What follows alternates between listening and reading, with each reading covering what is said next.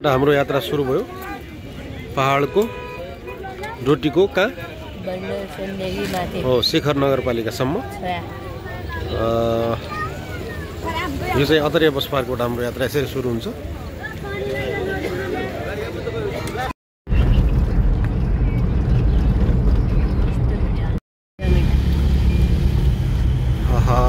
यो चाहिँ पहाडको यात्रा रमाइलो छ र यो सुदूरका पहाडी 7 जिल्ला जोड्ने सडक हो।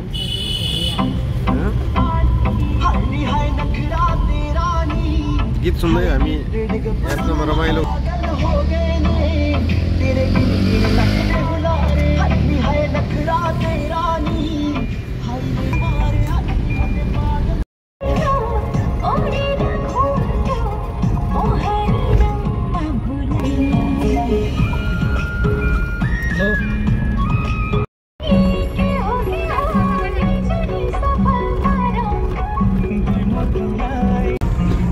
यो चाहिँ खानीडाँडा बजार हो, कैलालीको पहाडी क्षेत्र हो यो र यो निकै रमणीय छ। यहाँ चाहिँ गर्मी छल्न प्राय मान्छेहरू आउने गर्छन्, जाडोमा घाम ताप्न, गर्मीमा चाहिँ गर्मी छल्न। सानो बजार पहाडी एरियामा निकै रमाइलो छ। यहाँ प्राय मान्छेहरू घुम्न आउने गर्छन्। खानाको स्वाद पनि यहाँ मिठो पाइन्छ।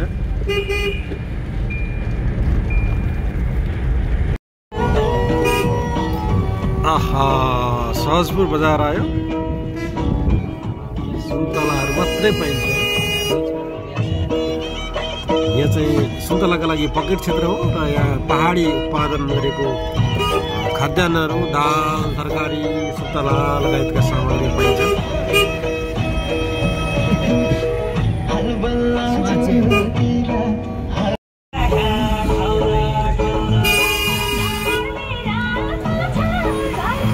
यस अहिले चाहिँ हामी बोर्डरमा पुग्यौँ। यो पनि यहाँको प्राचीन बजार हो र यो डोटीमा पर्छ। अहिले त बजार निकै बढेको छ।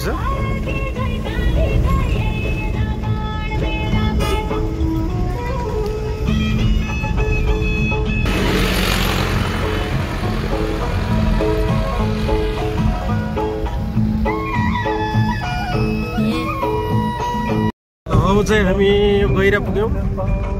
गैराको यो एरिया चाहिँ अलि विविध कारणले चर्चित छ।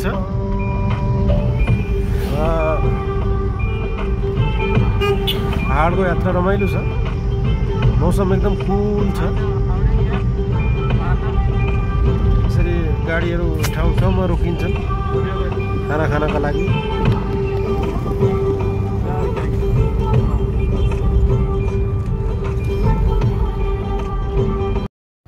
यो चाहिँ हाम्रो पूर्व प्रधानमन्त्री शेरबहादुर देउवाको गृहपालिका हो।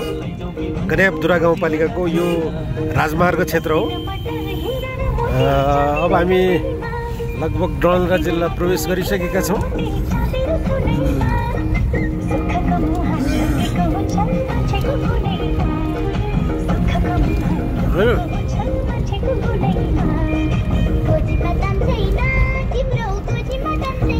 गीत चाहिँ यस्तो बजिरहेछ।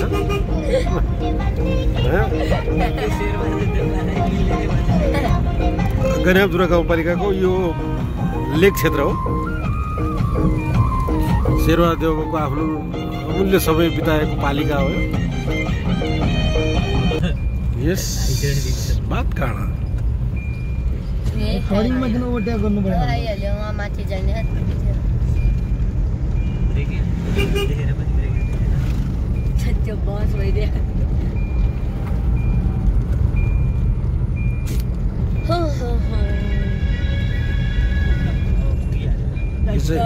यो चाहिँ रुवा खोला जाने बाटो। शेरबहादुर देउवा हैन, शेरबहादुर देउवा र केशवोलीलाई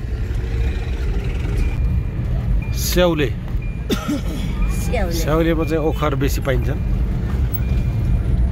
यहाँबाट चाहिँ हिमाल पनि हेर्न मिल्छ। ओ हिमाल हैन, बाहिर जाने छ नि सिधै झडौँ। यहाँबाट चाहिँ हामी डुटी बैतडी बजार छुट्टिने सडक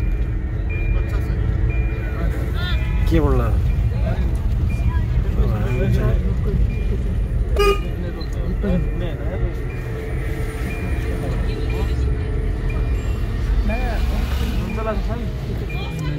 यो पहाडी जिल्लाको सेन्टर पोइन्ट हो, खास गरी डलराको स्याउले। यहाँबाट बैतडी दार्चुला बझाङ छुट्टिन्छ भने यहाँबाट चाहिँ डोटी अछाम र बाजुराको यात्रामा यहाँ निस्किन सकिन्छ। पहाडी जिल्लाको यो रमणीय ठाउँ र अब हामी यसै गरी यात्रा सुरु गर्दैछौँ। अहिले चाहिँ हामी स्याउलेमा छौँ र यो पहाडी जिल्लाको रमाइलो भनेको यही हो, खाँदै हिँड्ने बदाम पोखर है। स्याउलेमा थरीका पहाड जिल्लामा सबै चिजहरू खाने कुराहरू पाउँछन् है। यहाँ चाहिँ हाम्रो ह्यान्डसम ड्राइभर पनि यही छ। त्यसपछि अब हामी डोटीतर्फ लाग्छौँ। डोटी कति बजे?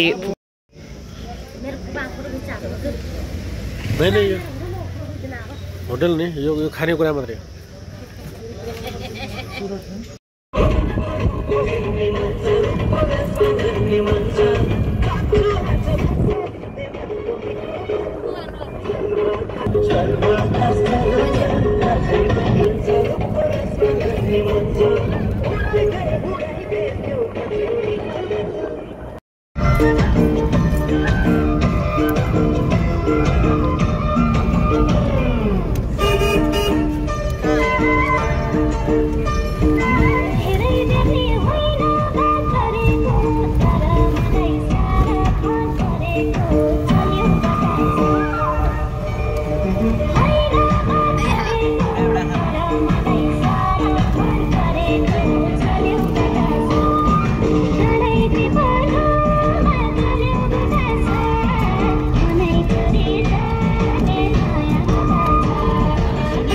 यो चाहिँ हरेक वर्ष चाहिँ ठुलो पहिरो पर्ने क्षेत्र हो, रडुवा खोला।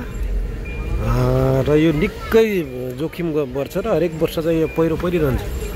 वर्षेनी चाहिँ यहाँ समस्या हुन्छ। यद्यपि पटक बनाउन खोजिए पनि यस्तै छ। यहाँ अहिलेसम्म पनि बनाएको छैन। यसको माथि पनि त्यस्तो जमिन देखिन्न र तल नदी छ। यसको धेरै बनाउन सक्ने ठाउँ पनि दायाँ बायाँ लान सकिने पनि देखिन्न। यस्तो माथिबाट पहिरो आउँछ। हरेक वर्ष जसो यहाँ चाहिँ बाढीको समयमा पहिरो चाहिँ आउँछ।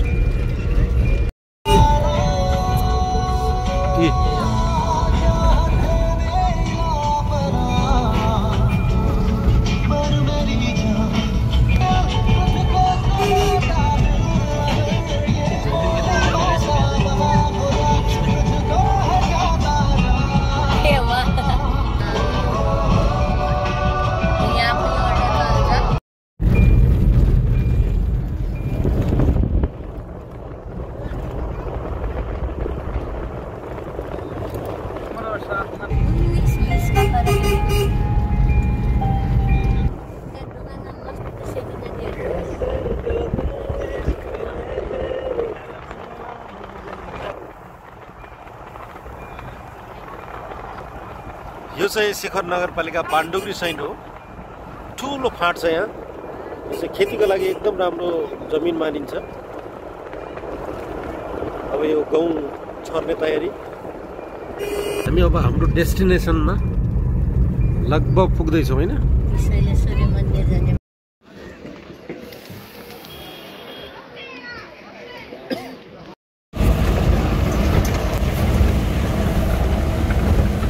ल है गाइज, हामी लाग्यौँ आफ्नो घरतिर यस्तो बाटोमा।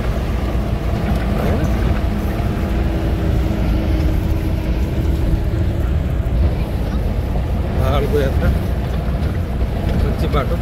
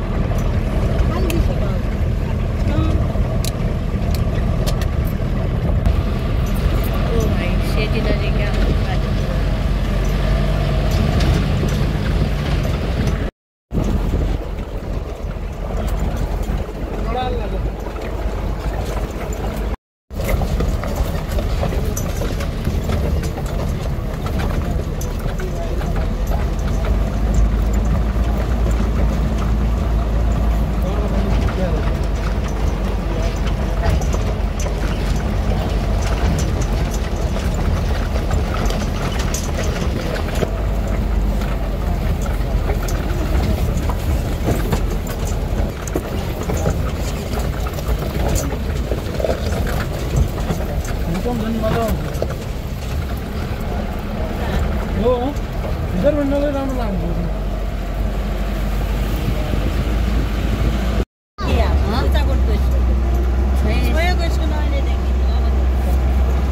डडेलधुराबाट यहाँसम्म 10 जोडी दिन्छ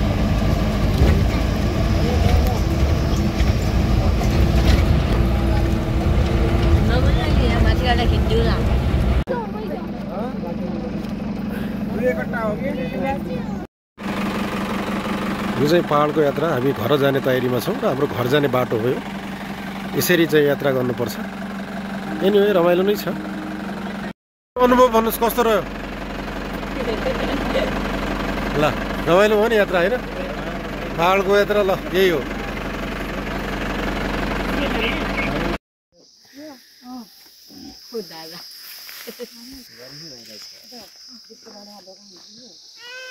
ल अब चाहिँ हामी घर नजिक पुग्यौँ फाइनल्ली यात्रा सफल भएको छ ग्रामीण सडकहरू यस्तै हुन् र यी गाडीहरूले हामीलाई सपोर्ट गर्छ